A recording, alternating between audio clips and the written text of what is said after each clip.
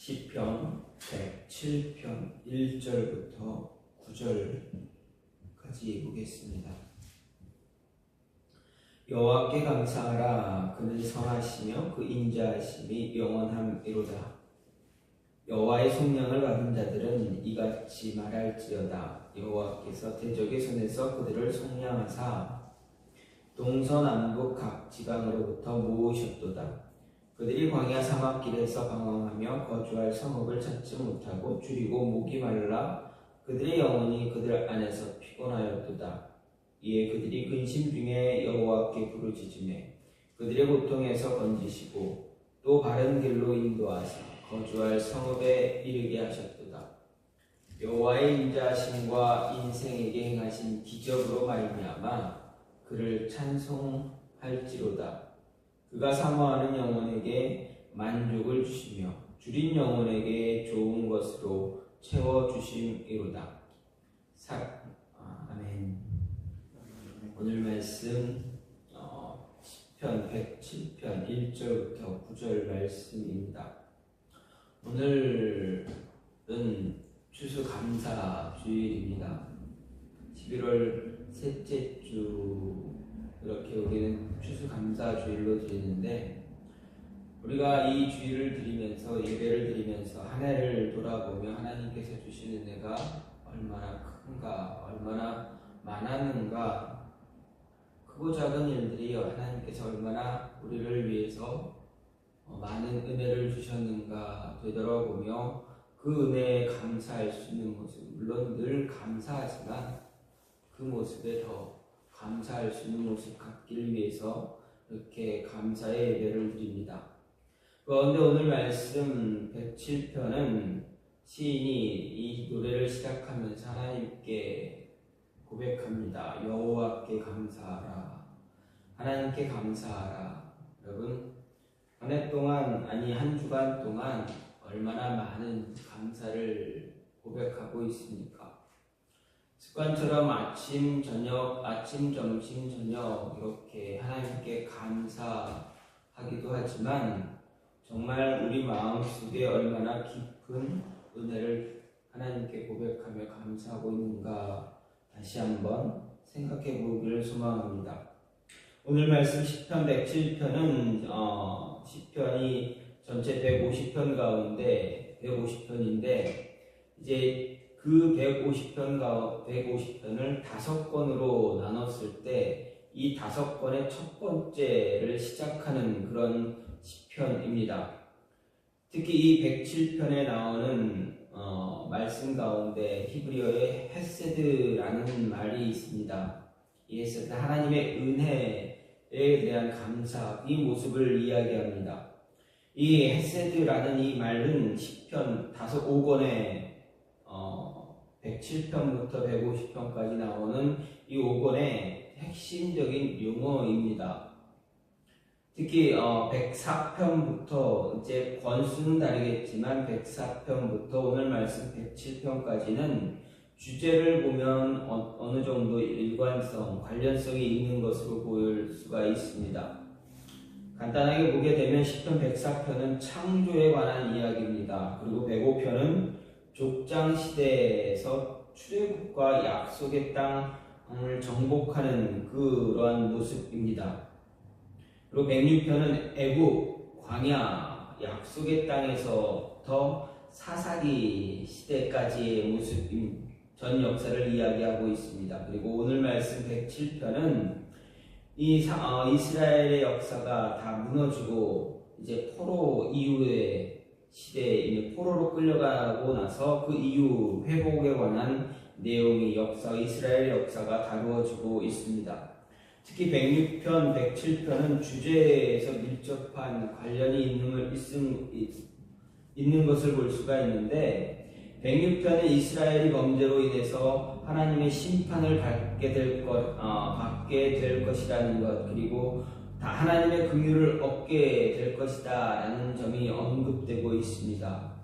이어서 107편은 사방에 흩어진 자들을 하나님께서 모으심으로 인해서 106편, 107편이 서로 관련이 있음을 볼 수가 있습니다. 이런 가운데 오늘 본문에서 이스라엘이 광야에서 체험한 구원에 관한 내용이 기록되어져 있습니다. 즉 출애굽 이후에 이스라엘 백성이 광야에서 방랑한 것을 묘사합니다. 출애굽 이후 굿 이스라엘 구름기둥과 불기둥의 인도를 통해서 광야에서 길 잃을 염려는 없었다라는 것입니다. 왜냐하면 4절 말씀에 광야 사막길에서 방황하며 거할 성을 찾지 못했다라는 이 말씀은 사람이 사는 성읍을 찾지 못한 것이 아니라 이스라엘 백성들이 광야에서 방황하면서 그 사람 사는 성읍에 이르는 길을 찾지 못했다라는 것을 말합니다. 하지만 어떻습니까? 하나님께 부르짖음으로 인해서 기도함으로 인해서 회개하고 기도함으로 인해서 하나님께서 그들의 길을 인도해 주셔서 그 성읍에 이르게 하셨다라는 것을 이야기하는 것입니다. 우리 모든 인생은 하나님의 인자하심과 하나님의 기이한 일들을 모두 경험하고 있습니다. 광야에서 방황했던 백성들에게 하나님의 인자하심은 바로 길을 보여주시는 것입니다. 그 광야를 길을 찾지 못해서 방황할 수 있지만 그래도 하나님께서 그 길을 바라보게 하시고 그 길을 걷게 하셨다라는 것입니다. 그리고 이런 가운데 시인은 오늘 말씀을 시작하면서 하나님 여호와께 감사하라 노래하고 있습니다. 이런 하나님의 인자하심, 하나님의 인도하심을 통해서 하나님께 감사할 수 있는 모습 가져야 한다 말합니다. 그럼 오늘 말씀, 특히 1절부터 9절 말씀을 통해서 하나님께 감사할 수 있는 것, 왜 감사해야 되는가를 생각해 볼 수가 있습니다. 먼저 하나님의 선하심과 인자하심이 영원하기에 감사해야 한다라고 시인은 노래합니다. 1절에서 하나 여호와께 감사하라 그는 선하시며 그 인자하심이 영원함이로다 노래합니다. 즉 하나님의 선하심과 인자하심으로 인해서 감사하는 것입니다. 시인이 여기서 여호와께 감사하라는 말을 가장 처음에 둔 것은 고백하는 노래하는 것은 그만큼 하나님께 대한 감사를 강조하기 위해서입니다. 사실 하나님께 감사하라는 말은 이 시를 특징지어 주는 그러한 말입니다.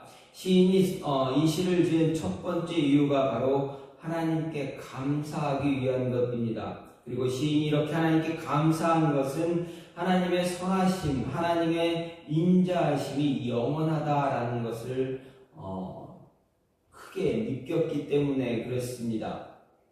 우리 시인이 이처럼 하나님의 선하심과 인자하심이 영원하다라고 말하게 된 이유가 무엇인가 생각해 볼 때 앞에서도 말씀드렸듯이 이 시의 배경을 조금 먼저 생각해 볼 수가 있습니다. 이 시는 바벨론 포로에서 귀환한 이스라엘의 한 익명의 알 수 없는 사람이 그 시인이 지은 것으로 볼 수가 있습니다. 이스라엘 백성들 하나님의 거듭된 경고에도 불구하고 하나님을 배신하고 우상을 숭배하고 하나님의 법을 거슬러 행했습니다. 이 하나님은 바벨론으로 하여금 이스라엘을 치게 하시고 멸망시키셨습니다. 그리고 그 백성들을 어떻게 하십니까? 포로로 사로잡혀가게 하셨습니다. 한마디로 이스라엘 백성들 최악의 상황에 놓이게 된 것입니다. 이 이스라엘 백성들은 어떤 희망도 가질 수가 없었습니다. 왜 그렇습니까? 나라가 망하면 어떤 소망, 희망 바라볼 수가 없기 때문에 그렇습니다. 나라가 망하고 백성들이 이방 땅에 살지 아무도 모르는 곳에 포로로 노예로 끌려가는 그런 모습, 그렇게 해서 사방팔방으로 흩어지는 상황이 닥치게 되면 희망을 바라볼 수가 없습니다. 회복을 생각해 볼 수가 없다라는 것입니다. 아마도 이스라엘 백성들 하나님으로부터 완전히 버림받았다라고 생각할지도 모릅니다. 아니 그렇게 생각했을 것입니다. 그들을 향한 하나님의 사랑, 그들을 향한 하나님의 언약 이제 다 무너졌다, 물 건너갔다라고 여겼을 것입니다. 그런데 어떻게 됩니까? 이스라엘 백성들 그대로 바벨론의 포로로 그 이방 땅에서 그냥 머물러 살게 하십니까? 그렇지 않습니다. 하나님은 광야 사막길에서 갈 길 몰라 방황하는 사람들, 방황하는 자와 같은 이스라엘 백성들을 고통에서 건져 주셨습니다. 그리고 바른 길로 인도해 주셔서 마침내 거할성으로 인도해 이르게 하셨다라는 것입니다.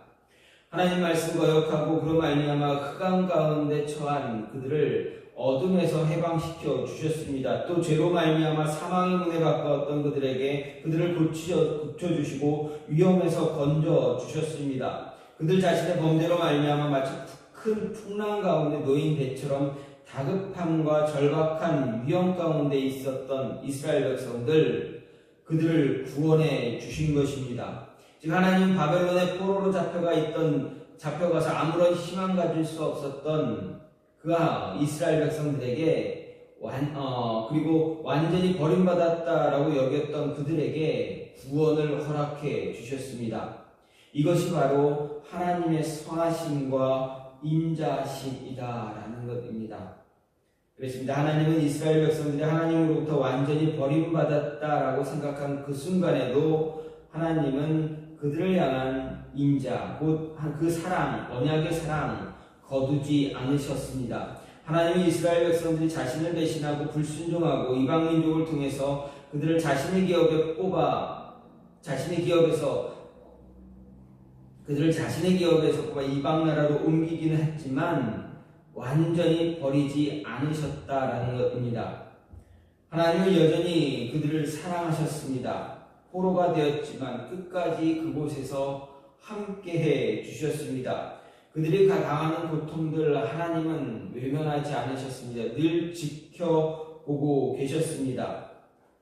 그리고 때가 찼을 때 하나님께서 정하신 그 기간이 다 되었을 때 하나님은 모든 것을 접으시고 그들을 정말 다 포기했던 그들에게 구원의 길을 허락해 주셨다라는 것입니다. 다시 고향 땅으로 돌아올 수 있도록 인도해 주셨습니다. 이것이 바로 하나님의 선하심과 인자하심이 영원하다라는 것입니다. 출애굽 사건 이후 가장 감격할 수 있는, 정말 출애굽과 맞물려서 그 이상의 어떤 느낌을 받을 수 있는, 기억할 수 있는 그러한 은혜를 허락해 주셨다라는 것입니다. 시인은 바벨론 포로에서 귀환한 이 모습에 감격하면서 하나님께, 여호와께 감사하라 이야기하는 것입니다. 얼마나 바벨론 그 외 이방 땅에서 얼마나 외롭고 얼마나 힘들었겠습니까? 얼마나 고통스러웠겠습니까? 얼마나 사람들의 그 핍박, 사람들의 그 눈초리를 바라보면서 사람들이 그렇게 초라하게 바라보는 그 모습을 보면서 이 시인은 얼마나 힘들게 살아왔겠습니까? 그런데 하나님께서 하나님의 은혜를 부어주심으로 인해서 그 땅에서 고향으로, 이스라엘 예루살렘으로, 다시 가나안 땅으로, 약속의 땅으로 인도하시는 그 하나님을 바라보며 시인은 고백합니다. 여호와께 감사하라. 그의 선하심과 인자하심이 영원하다, 이렇게 이야기하고 있는 것입니다. 모든 것 다 포기하고 자포자기하고 좌절하고 있던 그 순간에 하나님의 은혜를 통해서 하나님이 약속하신 그 약속의 땅으로 돌아올 수 있으니 얼마나 감사한가라는 것을 이야기하는 것입니다. 사도 바울은 우리에게 분명하게 말합니다. 데살로니가전서 5장 18절에서 범사에 감사하라 이야기하고 있습니다. 감사할 수 없는 그 순간에, 감사의 고백이 나올 수 없는 그 순간에 하나님은 일하시고 하나님은 은혜를 베푸시기에 우리는 감사할 수 있어야 한다라는 것, 이것이 바로 시인의 고백입니다. 정말 감사할 수 없었던 그 순간에 하나님의 역사가 나타났습니다. 그래서 고향으로 돌아올 수가 있었습니다. 모든 것이 회복되어졌습니다. 그러니 시인은 감사하다, 감사할 수밖에 없다 고백하는 것입니다. 그리고 저와 여러분에게도 분명하게 이야기합니다. 하나님께 감사하라. 하나님의 선하심, 인자하심이 영원하다라고 말하는 것입니다. 또 한 가지 무엇입니까? 특별한 은혜, 구속의 은혜를 베푸신 하나님께 감사할 수 있어야 한다라는 것입니다. 2절과 3절 말씀을 보면 여호와께 속량함을 받은 자는 이같이 말할지어다. 여호와께서 대적의 손에서 저희를 속량하사 동서남북 각 지방에서부터 모으셨도다 라고 시인이 노래합니다.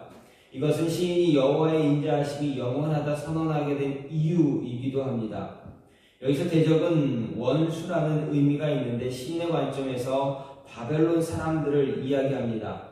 이들은 이스라엘 나라를 멸망시켰습니다. 그 백성을 포로로 잡아가 바벨론 각지에 흩어지게 살게 했습니다.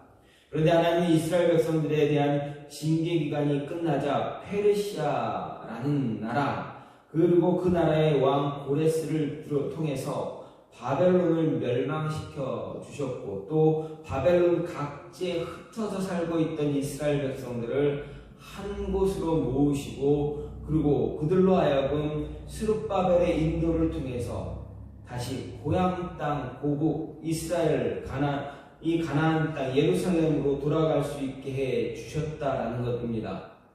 이에 대한 기록은 에스라를 보게 되면 잘 알 수가 있습니다.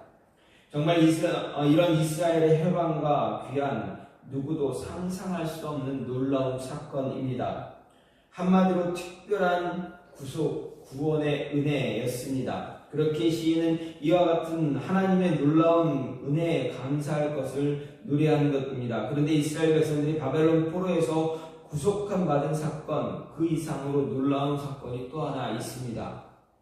그렇습니다. 이스라엘 백성들의 해방과 귀환보다 더 놀라운 사건이 있습니다. 그것은 바로 저와 여러분, 우리가 대적들로부터 구원의 은혜를 받았다라는 것입니다. 사실 이스라엘 백성들이 바벨론 포로에서 구속함 받은 사건은 우리가 대적들로부터 구속함 받은 사건의 그림자에 지나지 않습니다. 그럼 우리가 무엇으로부터 구속함을 받았는가? 바로 죄로부터 구원의 은혜를 받았다라는 것입니다. 우리의 대적 원수는 바로 죄입니다. 예수님은 이에 대해서 진실로 너희에게 이르노니 죄를 범하는 자마다 죄의 종이다 라고 요한복음 8장 34절에서 말씀하셨습니다. 그리고 사도 바울은 한 사람으로 말미암아 죄가 세상에 들어오고 죄로 말미암아 사망이 왔나니 이와 같이 모든 사람이 죄를 지었으므로 사망이 모든 사람에게 이르렀다라고 로마서 5장에서 이야기하고 있습니다. 즉 우리는 첫 번째 아담으로 인해서 죄 아래 살 수밖에 없는 그런 죄의 종들이었습니다. 그래서 우리는 죄 아래서 아무 소망 없는 가운데 살아야만 했습니다. 결국 죄의 종로로 타면서 온갖 세상의 질고를 다 겪다가 마침내 영원한 사망에 이르게 되었습니다. 그럴 운명이 되었습니다. 뿐만 아닙니다. 죄의 힘과 권세가 너무 강했기에 우리 스스로 구원을 얻을 수가 없었고 죽음으로 가고 있는 우리의 자신을 그저 방치할 수밖에 없었다라는 것입니다. 철저하게 죄 앞에서 무기력한 존재였습니다. 그런데 그런 우리에게 하나님의 사랑이 임하셨다라는 것입니다. 하나님은 우리가 죄 아래서 종노릇하고 신음하다가 마침내 영원히 멸망하게 되기를 기뻐하지 않으셨습니다. 그렇기에 하나님께서는 자신의 사랑을 우리에게 보여주셨습니다. 그 사랑이 무엇입니까? 바로 이스라엘을 바벨론 포로에서 구속하기 위해서 고레스 왕을 들어 바벨론을 멸망시킨 것처럼 우리를 죄의 포로에서 구속하기 위해서 구원해 주시기 위해서 자신의 아들 예수 그리스도를 보내주신 것입니다. 하나님 예수님을 통해서 우리의 모든 죄를 대신질 구속자로 구원자로 우리 세상에 보내주셨습니다. 그리고 그 십자가 대속과 부활 사건을 통해서 우리를 사로잡고 있던 그 죄의 권세로부터 모두 해방시켜 주셨습니다. 이 은혜 아주 특별한 은혜입니다. 구원은 저와 여러분들에게만 주어지는 아주 특별한 그런 은혜입니다. 무엇으로도 바꿀 수 없는 그 은혜입니다. 그래서 우리는 하나님께 부르짖고 감사의 찬양을 쉬지 않아야 한다. 늘 감사할 수 있는 모습 가져야 한다라는 것입니다. 찬양을 드렸듯이 만입이 내게 있으면 그 입 다 가지고 하나님께 감사하며 찬양하는 데 사용할 수 있어야 한다라는 것입니다. 시인은 우리가 감사할 이유가 무엇이냐? 하나님의 선하심과 인자하심이다. 그리고 하나님이 우리를 구원해 주셨기에 우리의 입술을 통해서 끊임없이 감사하며 고백할 수 있어야 한다라고 이야기합니다. 마지막으로 좋은 것으로 채워주시는, 더 좋은 것으로 채워주시는 하나님이시기에 그 하나님께 더 감사할 수 있어야 한다라고 말하고 있습니다. 9절 말씀을 보면 그가 사모하는 영혼에게 만족을 주시며 줄인 영혼에게 좋은 것으로 채워주신다라고 시인은 노래하고 있습니다. 이건 하나님께서 고통 가운데 부르짖는 이스라엘을 구원하신 사실을 이야기하는 것입니다. 그리고 그래서 8절의 이유이고 6절, 7절과 같은 맥락의 말입니다. 시인은 4절과 5절에서 이스라엘 백성의 바벨론 포로 시절의 상황을 줄이고 목마른 광야 사막의 생활에 비유합니다. 그리고 하나님께서 이스라엘에게 베푸신 구원을 시인은 타는 목을 시원하게 축여주시고 줄인 배를 좋은 음식으로 채워주셨다라는 표현으로 설명하고 있습니다. 즉 시인은 하나님께 줄이고 목말라 고통당하는 이스라엘 백성들의 부르짖음을 외면하지 않으셨고 그들의 하나님의 은혜를 간절히 사모했을 때 그들의 영혼을 좋은 것으로 만족시켜 주셨음을 감사하고 찬양하고 있습니다. 사실 오늘 말씀은 하나님께서 구원을 부르짖는 이스라엘 백성들의 간구에 응답해서 그들을 구원하신 사실을 시적인 은유를 통해서 노래하는 것입니다. 하지만 하나님은 어떤 특정한 시대에 특정한 사람을 위해서만, 특정한 사람들만을 위해서 이런 일 행하시는 분은 아니다라는 것입니다. 오히려 예수님을 구주로 믿는 하나님의 모든 백성들, 자녀들이 부르짖는 간구를 외면하지 않으시고 더 좋은 것으로 채워서 그 영혼에 만족을 주시는 분이 바로 우리의 하나님이시다라는 것입니다. 그렇게 예수님께서는 마태복음 7장 7절 8절에서 이렇게 말씀하십니다. 구하라 그러면 너희에게 주실 것이요 찾으라 그러면 찾을 것이요 문을 두드리라 그러면 너희에게 열릴 것이니 구하는 이마다 얻을 것이요 찾는 이가 찾을 것이요 두드리는 이에게 열릴 것이다 라고 말씀해 주셨습니다. 하나님 우리를 구원하기 위해서 세상 무엇보다 귀하고 귀한 자신의 외아들을 우리에게 주셨습니다. 아들을 내어주시니까 더 아낄 것이 있는가? 그렇지 않습니다. 하나님은 예수님을 우리에게 주셨기 때문에 우리의 죄를 대속하기 위해서 우리에게 주셨기 때문에 그보다 못한 것들, 아니 그보다 더한 것은 없지만 우리가 필요한 모든 것들을 하나님께서 채워주신다라는 것입니다. 자신의 아들, 외아들을 우리에게 주셨습니다. 그렇기에 더 좋은 것, 그보다 더 좋아 보이는 것 물론 없겠지만 더 좋아 보이는 것이 있다면 내어주지 않는 분이 아니다라는 것입니다. 끊임없이 우리가 필요한 것, 우리에게 있어야 할 것들을 끊임없이 주시는 분, 그분이 바로 하나님이다라는 것입니다. 그렇습니다. 하나님은 자신의 은혜를 사모하는 사람들에게, 사모하는 자들에게 좋은 것으로 채워주십니다. 우리가 생각했던 것보다, 우리가 원하는 것보다, 기도하는 것보다 더 좋은 것으로 채워주시는 분입니다.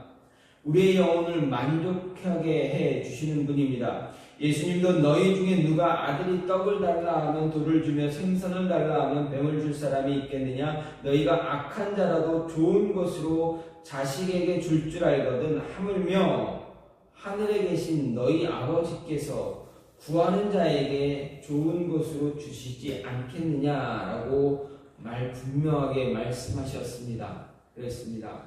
하나님께서는 예수 그리스도를 우리를 위해서 예수 그리스도를 내어 주셨습니다. 십자가에 못 박아 주셨습니다. 그렇기 때문에 우리가 부르짖고 간구할 때 하나님께서는 우리의 부르짖음에 응답하지 않는 것이 없다라는 것입니다. 아니, 우리가 원하는 것보다, 우리가 바라는 것보다, 우리가 생각하는 것보다 더 큰 것, 더 좋은 것, 더 만족할 수 있는 것을 우리에게 주시는 분이 바로 우리가 믿고 의지하는 하나님이시다라는 것입니다. 간절히 부르짖는 자에게 하나님은 늘 주십니다. 저와 여러분, 얼마나 간절히 부르짖고 있습니까? 올 한 해 1년을 돌아보면서 하나님께 기도했던 것, 여러분 받지 못한 것이 있습니까? 하나님이 채워주시지 않은 것이 있습니까? 분명 다 채워주셨을 것입니다. 더 좋은 것들로, 더 좋은 것으로 채워주셨을 것입니다. 그렇기에 지금까지 무엇 하나 부족하지 않게 살아온 것입니다. 혹시라도 아직 채워지지 않은 것이 있다면 하나님은 이제 준비하셨던 하나님은 더 그것을 또다시 채워주실 것입니다. 기도하고 기도할 때에 하나님은 기억하고 계십니다. 우리의 부르짖음에 하나님은 기억하시고 우리의 부르짖음에 귀를 기울이시고 그리고 그때에 알맞게 때에 따라 그 시기에 가장 알맞은 시기에 필요한 것을 주십니다. 그 주실 때 우리가 생각했던 것보다 더 좋은 것으로 주시는 분, 그분이 바로 우리의 하나님입니다. 시편 103편 5절 말씀에 좋은 것으로 내 소원을 만족해 하사 내 청춘으로 독수리같이 새롭게 하신다 라고 시인은 노래했습니다. 우리가 부르짖는 하나님, 아니 우리 부르짖음을 들으시는 그 하나님, 언제나 우리에게 가장 좋은 것으로 때에 따라 주길 원하신다라는 것 잊지 마시고 더 부르짖으시고 더 하나님 찾는 모습, 하나님과 동행하기 위해서, 하나님과 함께하기 위해서 간절한 모습, 간절히 그 모습을 가질 때 하나님은 우리에게 가장 좋은 것, 우리가 생각하는 것 그 이상의 것을 허락해 주신다라는 것 잊지 마시고 그 은혜를 받았을 때 더 많이 감사하고 더 하나님을 찬양할 수 있는 모습이 저와 여러분 안에 있기를 간절히 소망합니다. 시인은 오늘 처음 노래하면서 이렇게 노래합니다. 여호와께 감사하라. 그는 선하시며 그 인자하심이 영원하미로다. 이야기를 노래하고 있습니다. 그리고 이 107편을 통해서 끊임없이 하나님께서 자신뿐만 아니라 자신의 민족을 향해서, 이스라엘 민족을 향해서 행하신 일들을 고백하며 노래합니다. 여호와께 감사하라, 감사하라. 그 선하심과 인자하심이 영원하다. 과거 자신의 나라의 역사를 시작할 때부터 자신의 조상 아브라함을 선택하셨을 때부터 지금까지 그 선하심과 인자하심은 멈추지 않았다 노래합니다. 그리고 우리에게도 동일하게 이야기합니다. 노래합니다. 여호와께 감사하라. 그 선하심과 인자하심이 영원하다. 우리가 예수 그리스도를 믿고 영접함으로 인해서 우리를 구원해 주신 그 하나님, 아니 우리가 알지 못했던, 우리가 세상에 있기 전부터 예수 그리스도를 십자가에 못 박아 주심으로 인해서 우리를 구원하신 그 계획을 세우셨던 그 하나님, 그 인자하심, 그 선하심이 그때부터 시작해서 지금까지, 그리고 앞으로 우리가 다시 예수님과 만나는, 예수님께서 다시 오실 그 순간까지 천상의 예루살렘에서 항상 즐겁게 찬양하며 함께 할 수 있는 그날, 그 순간까지 그 선하심과 인자하심이 영원할 것이다 라는 것입니다. 그로 인해서 우리는 하나님께 감사해야 한다 이야기합니다. 됐습니다. 저와 여러분의 삶에서 늘 변하지 않는 이 감사의 고백이 늘 습관처럼 나올지라도 그냥 그 습관으로 끝나는 것이 아니라 정말 진심을 다해서 감사할 수 있는 모습이, 그 고백이 저와 여러분 안에 있기를 간절히 소망합니다. 이 시간 같이 기도하길 원합니다. 하나님, 오늘도 감사합니다.